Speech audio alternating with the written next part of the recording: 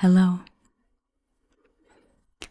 and welcome to a reading of Sherlock Holmes, The Adventure of the Noble Bachelor by Sir Arthur Conan Doyle. The Lord St. Simon marriage and its curious termination have long ceased to be a subject of interest in those exalted circles in which the unfortunate bridegroom moves. Fresh scandals have eclipsed it, and their more piquant details have drawn the gossips away from this 4-year-old drama. As I have reason to believe, however, that the full facts have never been revealed to the general public, and as my friend Sherlock Holmes had a considerable share in cleaning the matter up, I feel that no memoir of him would be complete without some little sketch of this remarkable episode. It was a few weeks before my own marriage, during the days when I was still sharing rooms with Holmes in Baker Street, that he came home from an afternoon stroll to find a letter on the table waiting for him. I had remained indoors all day, for the weather had taken a sudden turn to rain with high autumnal winds, and the Giselle bullet, which I had brought back in one of my limbs as a relic of my Afghan campaign, throbbed with dull persistence. With my body in one easy chair and my legs upon another, I had surrounded myself with a cloud of newspapers until at last, saturated with the news of the day, I tossed them all aside and lay listless, watching the huge crest and monogram upon the envelope upon the table, and wondering lazily who my friend's noble correspondence could be. "He is a very fashionable epistle," I remarked as he entered. "Your morning letters, if I remember right, were from a fishmonger and a tide waiter." "Yes, my correspondence has certainly the charm of variety," he answered, smiling. "And the humbler are usually the more interesting. This looks like one of those unwelcome social summonses which call upon a man either to be bored or to lie." He broke the seal and glanced over the contents. "Oh, come. It may prove to be something of interest after all. Not social, then?" "No, distinctly professional." "And from a noble client?" "One of the highest in England." "My dear fellow, I congratulate you." "I assure you, Watson, without affectation, that the status of my client is a matter of less moment to me than the interest of his case. It is just possible, however, that also may not be wanting in this new investigation. You have been reading the papers diligently of late, have you not? It looks like it, I said ruefully, pointing to a huge bundle in the corner. I have had nothing else to do. It is fortunate, for you will perhaps be able to post me up. I read nothing except the criminal news and the agony column. The latter is always instructive. But if you have followed recent events so closely, you must have read about Lord St. Simon and his wedding. Oh yes, with the deepest interest. That is well. The letter which I hold in my hand is from Lord St. Simon. I will read it to you, and in return you may turn over these papers and let me have whatever bears upon the matter. This is what he says. My dear Sherlock Holmes, Lord Backwater tells me that I may place implicit reliance upon your judgment and discretion. I have determined, therefore, to call upon you and to consult you in reference to the very painful event which has occurred in connection with my wedding. Mr. Lestrade of Scotland Yard is acting already in the matter, but he assures me that he sees no objection to your cooperation, and that he even thinks that it may be of some assistance.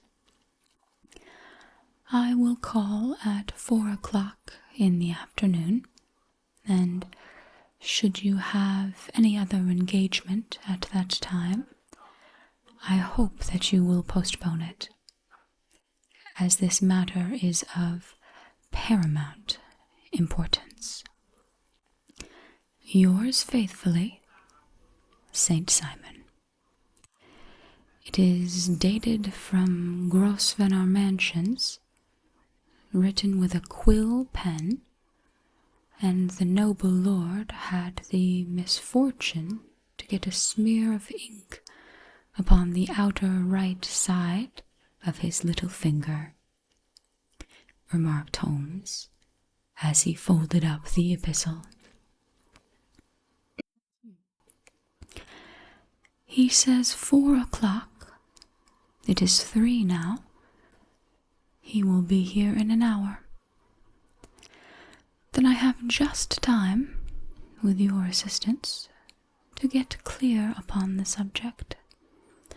Turn over those papers and arrange the extracts in order of time, while I take a glance as to who our client is.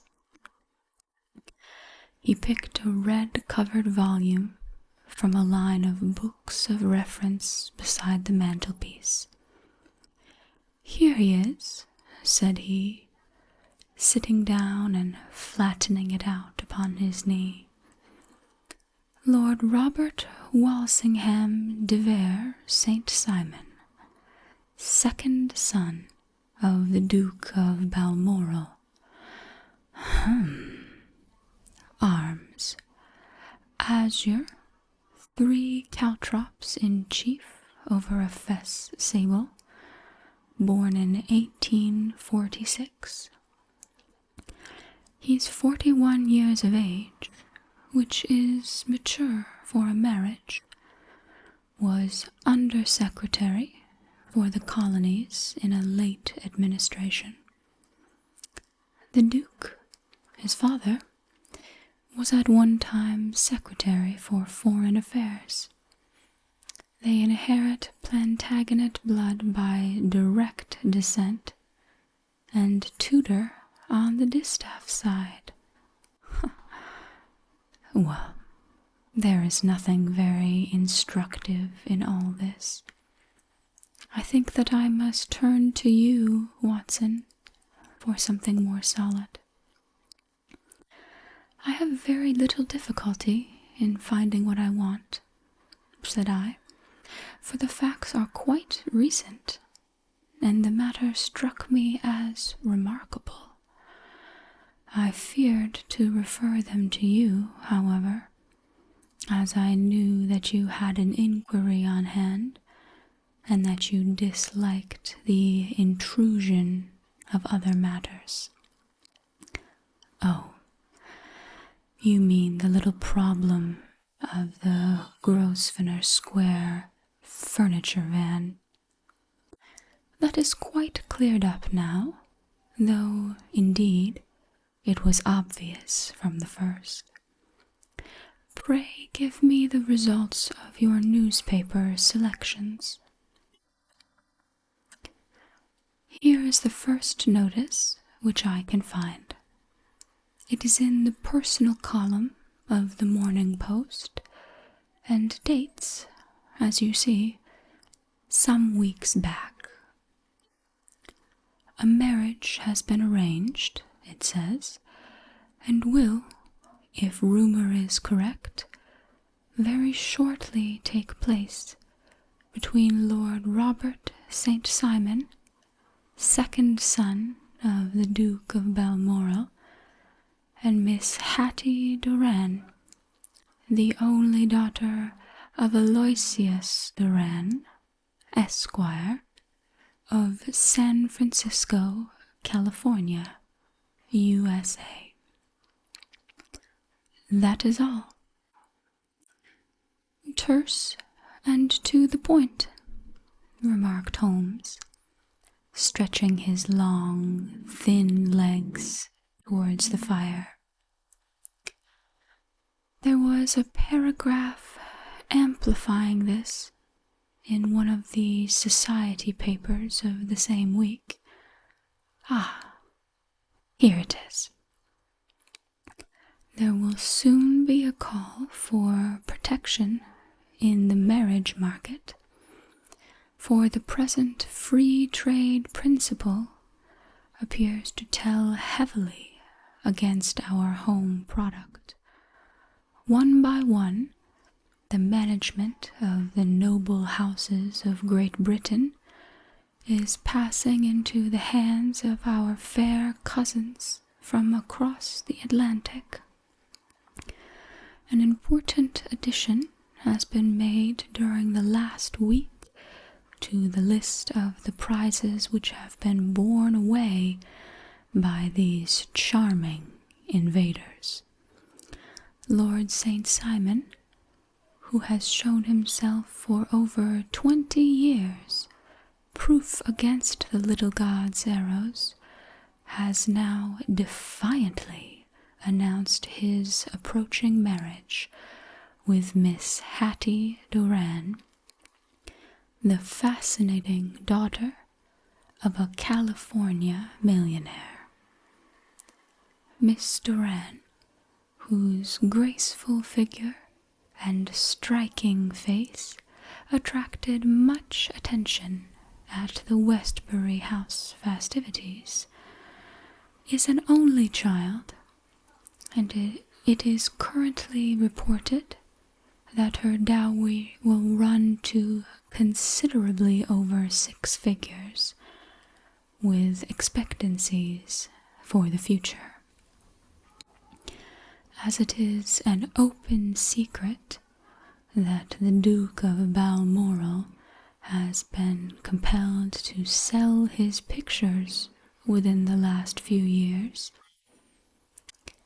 and as Lord St. Simon has no property of his own, save the small estate of Birchmoor, it is obvious that the Californian heiress is not the only gainer by an alliance which will enable her to make the easy and common transition from a Republican lady to a British peeress. "Anything else?" asked Holmes, yawning. "Oh, yes, plenty. Then there is another note in the Morning Post to say that the marriage would be an absolutely quiet one, that it would be at St. George's, Hanover Square, and that only half a dozen intimate friends would be invited, and that the party would return to the furnished house at Lancaster Gate, which has been taken by Mr. Aloysius Doran. 2 days later, that is, on Wednesday last, there is a curt announcement that the wedding has taken place, and that the honeymoon would be passed at Lord Backwater's place, near Petersfield. Those are all the notices which appeared before the disappearance of the bride." "Before the what?" asked Holmes with a start. "The vanishing of the lady." "When did she vanish, then?" "At the wedding breakfast." "Indeed. This is more interesting than it promised to be. Quite dramatic, in fact." "Yes, it struck me as being a little out of the common.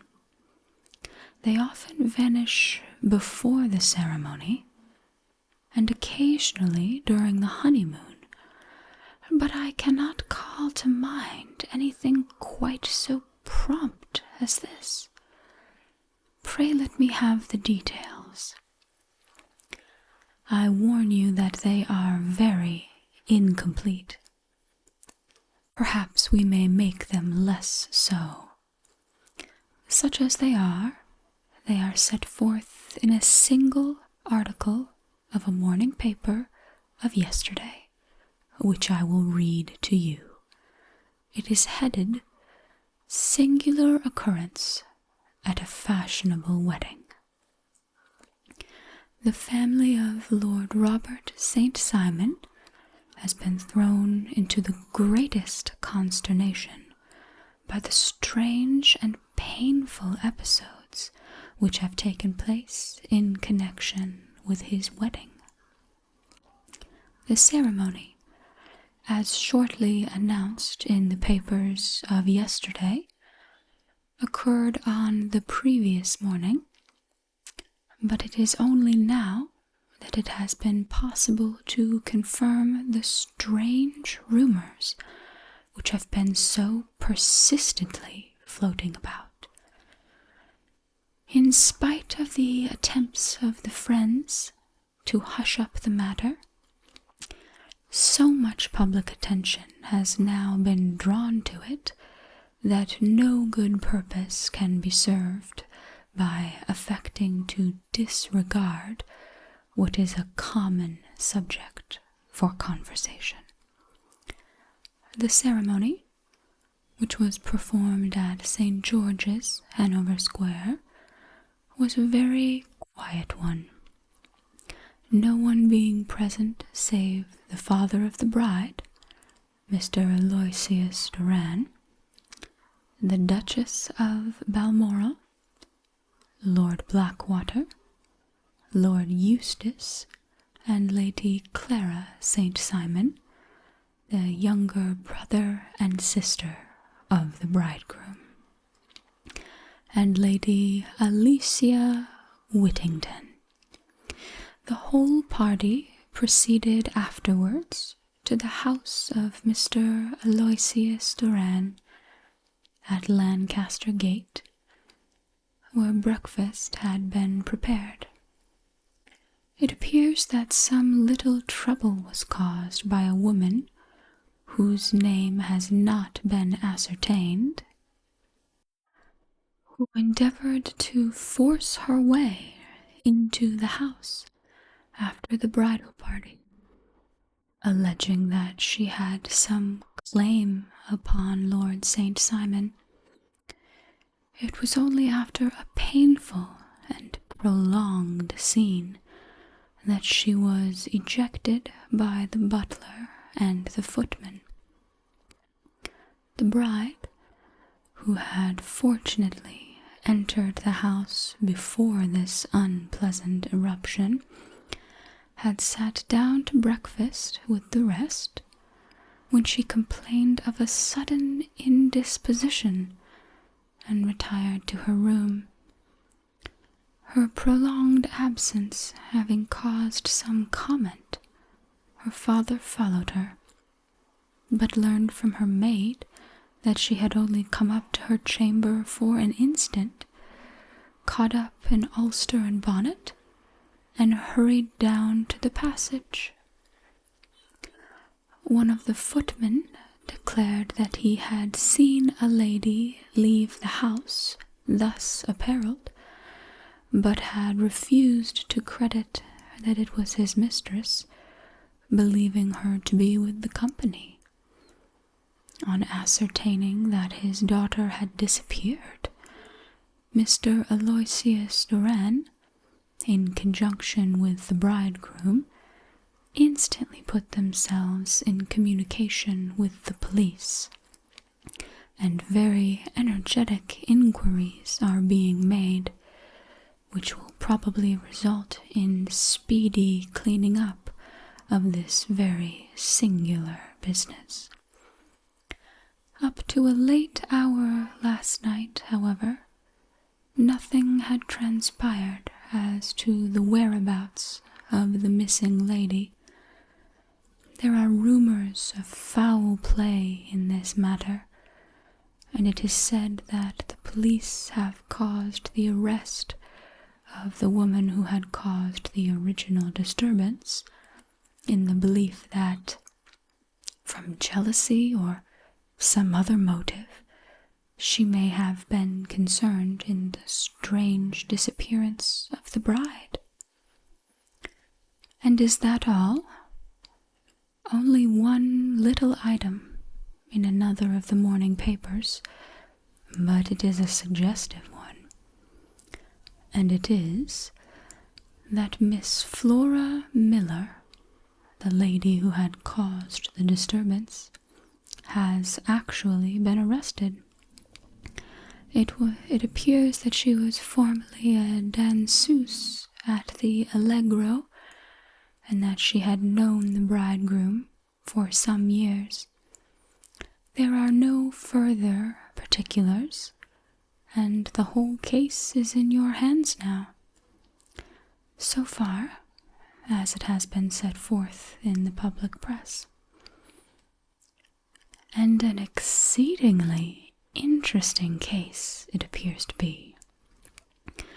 I would not have missed it for worlds. But there is a ring at the bell, Watson, and the clock makes it a few minutes after 4. I have no doubt that this will prove to be our noble client. Do not dream of going, Watson, for I very much prefer having a witness, if only as a check to my own memory. Lord Robert St. Simon, announced our page boy, throwing open the door.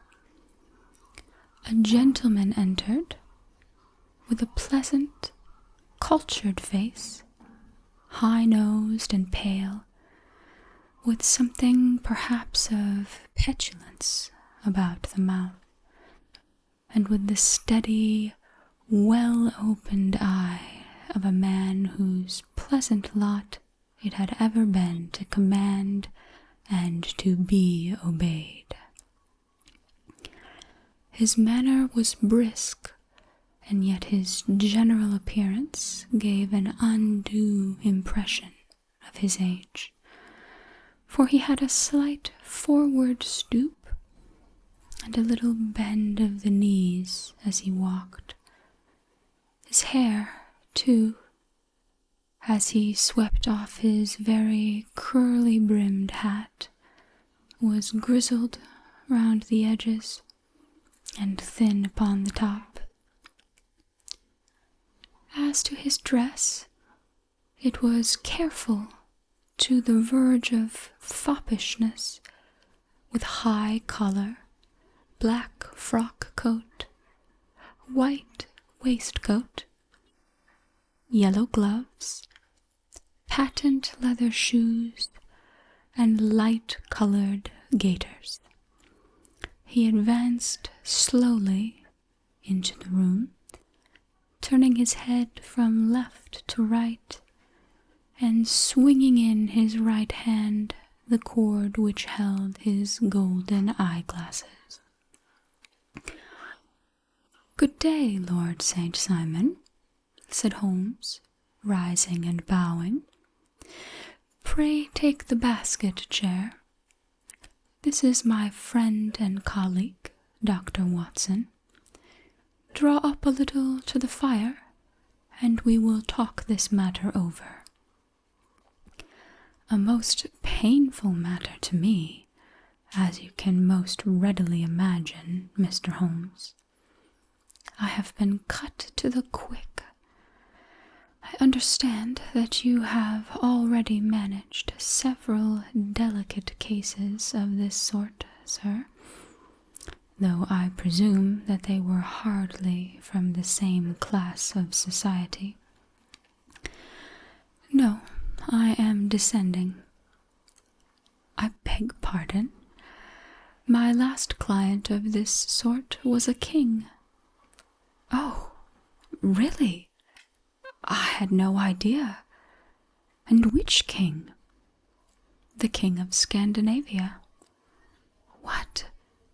He had lost his wife?" "You can understand," said Holmes suavely, "that I extend to the affairs of my other clients the same secrecy which I promise to you in yours." "Of course. Very right, very right. I'm sure I beg pardon. As to my own case, I am ready to give you any information which may assist you in forming an opinion." "Thank you. I have already learned all that is in the public prints, nothing more. I presume that I may take it as correct, this article, for example, as to the disappearance of the bride." Lord Simon glanced over it. "Yes, it is correct, as far as it goes, but it needs a great deal of supplementing before anyone could offer an opinion. I think I may arrive at my facts most directly by questioning you." "Pray do so." "When did you first meet Miss Hattie Doran?" "In San Francisco, a year ago." "You were traveling in the States?" "Yes." "Did you become engaged then?" "No." "But you were on a friendly footing?" "I was amused by her society, and she could see that I was amused." "Her father is very rich?"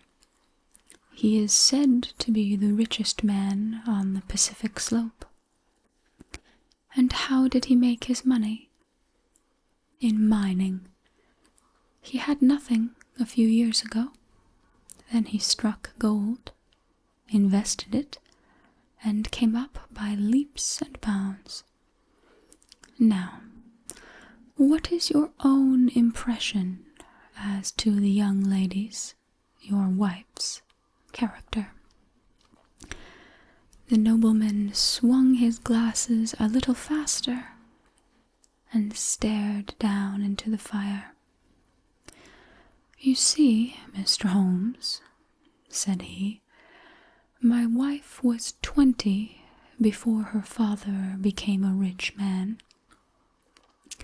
During that time, she ran free in a mining camp and wandered through woods or mountains, so that her education has come from nature rather than from the schoolmaster.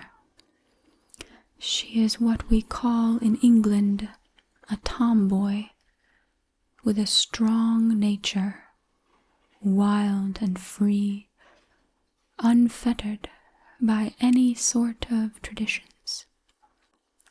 She is impetuous, volcanic, I was about to say.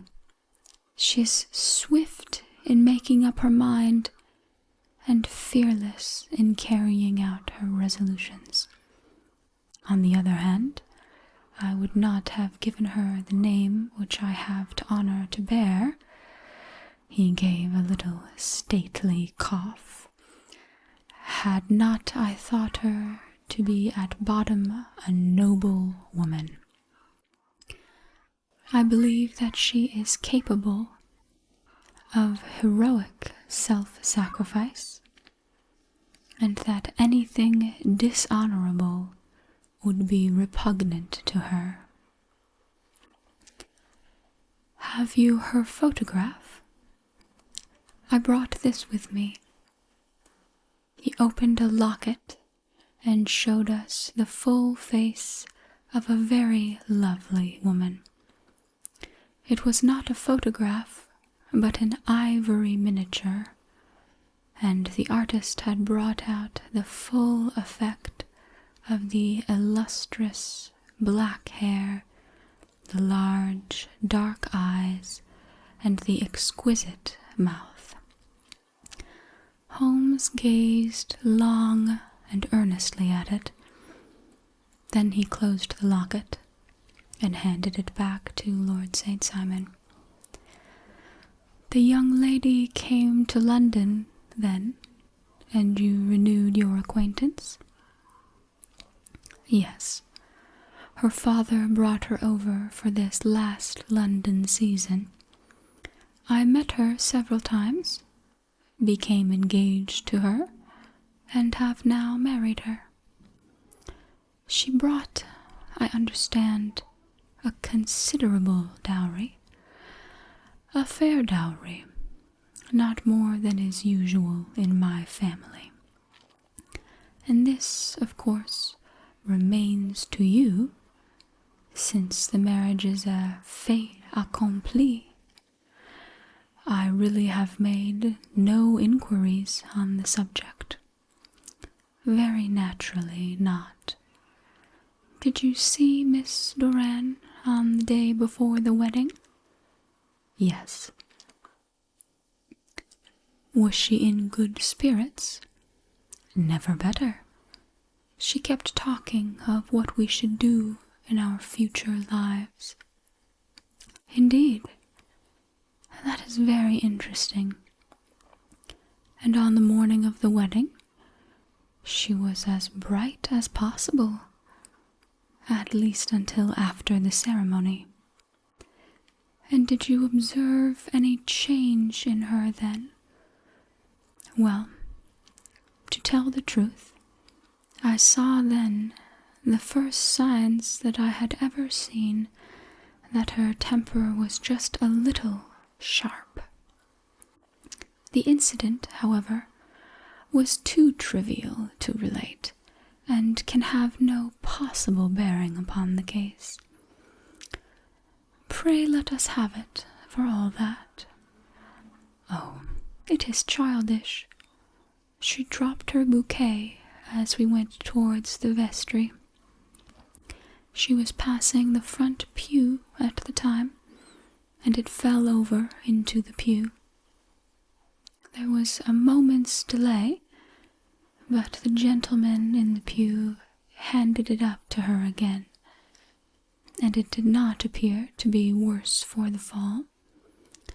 Yet when I spoke to her of the matter, she answered me abruptly, and in the carriage, on our way home, she seemed absurdly agitated over this trifling case. Indeed, you say that there was a gentleman in the pew. Some of the general public was present, then? Oh, yes. It is impossible to exclude them when the church is open. This gentleman was not one of your wife's friends? No, no. I call him a gentleman by courtesy, but he was quite a common-looking person. I hardly noticed his appearance. But really, I think that we are wandering rather far from the point. Lady St. Simon, then, returned from the wedding in a less cheerful frame of mind than she had gone into it. What did she do on re-entering her father's house? I saw her in conversation with her maid. And who is her maid? Alice is her name. She is an American, and came from California with her. A confidential servant? A little too much so. It seemed to me that her mistress allowed her to take great liberties. Still, of course, in America they look upon these things in a different way. How long did she speak to Alice? Oh, a few minutes. I had something else to think of. You did not overhear what they said? Lady St. Simon said something about jumping a claim. She was accustomed to use slang of that kind. I have no idea what she meant. American slang is very expressive sometimes. And what did your wife do when she finished speaking to her maid? She walked into the breakfast room. On your arm? No. Alone. She was very independent in little matters like that. Then, after we had sat down for 10 minutes or so, she rose hurriedly, muttered some words of apology, and left the room. She never came back. But this maid, Alice, as I understand, deposes that she went to her room, covered her bride's dress with a long ulster, put on a bonnet, and went out. Quite so. And she was afterwards seen walking into Hyde Park in company with Flora Miller, a woman who is now in custody, and who had already made a disturbance at Mr. Durand's house that morning. Ah, yes. I should like a few particulars as to this young lady, and your relations to her. Lord St. Simon shrugged his shoulders and raised his eyebrows. We have been on a friendly footing for some years. I may say on a very friendly footing. She used to be at the Allegro. I have not treated her ungenerously, and she had no just cause of complaint against me. But you know what women are, Mr. Holmes. Flora was a dear little thing, but exceedingly hot-headed and devotedly attached to me. She wrote me dreadful letters when she heard that I was about to be married, and, to tell the truth, the reason why I had the marriage celebrated so quietly was that I feared lest there might be a scandal in the church. She came to Mr. Durand's door just after we returned, and she endeavored to push her way in, uttering very abusive expressions towards my wife, even threatening her. But I had foreseen the possibility of something of the sort, and I had 2 police fellows there in private clothes, who soon pushed her out again. She was quiet when she saw that there was no good in making a row. Did your wife hear all this? No, thank goodness she did not. And she was seen walking with this very woman afterwards? Yes. That is what Mr. Lestrade of Scotland Yard looks upon as so serious. It is thought that Flora decoyed my wife out and laid some terrible trap for her. Well, it is a possible supposition. You think so too. I did not say a probable one. But you do not yourself look upon this as likely. I do not think Flora would hurt a fly. Still, jealousy is a strange transformer of characters. Pray, what is your own theory as to what took place? Well, really, I came to seek a theory, not to propound one. I have given you all the facts. Since you ask me, however, I may say that it has occurred to me as possible that the excitement of this affair, the consciousness that she has made so immense a social stride, had the effect of causing some little nervous disturbance in my wife. In short, that she had become suddenly deranged. Well, really, when I consider that she has turned her back, I will not say upon me, but upon so much that many have aspired to without success, I can hardly explain it in any other fashion. Well, certainly that is also a conceivable hypothesis, said Holmes, smiling. And now, Lord St. Simon, I think that I have nearly all my data. May I ask whether you were seated at the breakfast table so that you could see out the window? We could see the other side of the road and the park. Quite so. I do not think that I need to detain you longer. I shall communicate with you. Should you be fortunate enough to solve our problem, said our client, rising. I have solved it. Eh? What was that? I say that I have solved it. Where, then, is my wife? That is a detail which I shall speedily supply. To be continued in part 2. Thank you so much for joining me.